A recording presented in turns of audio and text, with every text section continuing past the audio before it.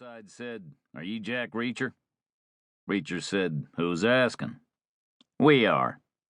"And who are you?" "We're your legal advisors." Which they weren't, obviously. Reacher knew that. Army lawyers don't travel in pairs and breathe through their mouths. They were something else. Bad news, not good. In which case, immediate action was always the best bet. Easy enough to mime sudden comprehension and an eager approach and a hand raised in welcome, and easy enough to let the eager approach become unstoppable momentum and to turn the raised hand into a scything blow, elbow into the left-hand guy's face, hard and downward, followed by a stamp of the right foot, as if killing an imaginary cockroach had been the whole point of the exercise. Whereupon the bounce off the stamp would set up the same elbow backhand into the right-hand guy's throat, 1, 2, 3, smack, stamp, smack, game over. Easy enough. And always the safest approach. Reacher's mantra: get your retaliation in first, especially when outnumbered 2-1 against guys with youth and energy on their side. But he wasn't sure. Not completely. Not yet. And he couldn't afford a mistake of that nature. Not then. Not under the circumstances. He was inhibited. He let the moment pass. He said, "So, what's your legal advice?" "Conduct unbecoming," the guy said. "You brought the unit into disrepute. The court-martial had hurt us all. So you should get the hell out of town right now, and you should never come back again." No one mentioned a court-martial. "Not yet, but they will, so don't stick around for it." "I'm under orders." "They couldn't find you before, they won't find you now. The Army doesn't use skip tracers, and no skip tracer could find you anyway, not the way you seem to live." Reacher said nothing.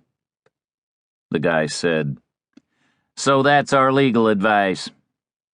Reacher said, "Noted." "You need to do more than note it." "Do I?" "Because we're offering an incentive." "What kind?" "Every night we find you still here, we're gonna kick your ass." "Are ya?" "Starting tonight, so you'll get the right general idea about what to do." Reacher said, "You ever bought an electrical appliance?" "What's that got to do with anything?" "I saw one once in a store. It had a yellow label on the back. It said if you messed with it, you ran the risk of death or serious injury." "So?" "Pretend I've got the same kind of label." "We're not worried about you, old man." Old man?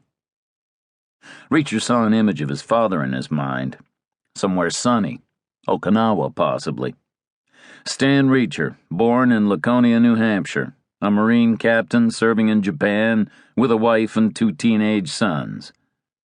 Reacher and his brother had called him the old man, and he had seemed old, even though at that point he must have been 10 years younger than Reacher was that night. "Turn around," Reacher said. "Go back wherever you came from. You're in over your heads." "Not how we see it." "I used to do this for a living," Reacher said. "But you know that, right?" No response. "I know all the moves," Reacher said. "I invented some of them." No reply. Reacher still had his key in his hand. Rule of thumb? Don't attack a guy who just came through a door that locks.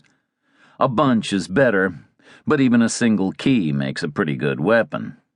Socket the head against the palm, poke the shaft out between the index and middle fingers, and you got a fairly decent knuckle duster. But they were just dumb kids. No need to get all bent out of shape. No need for torn flesh and broken bones. Reacher put his key in his pocket. Their sneakers meant they had no plans to kick him. No one kicks things with soft white athletic shoes. No point.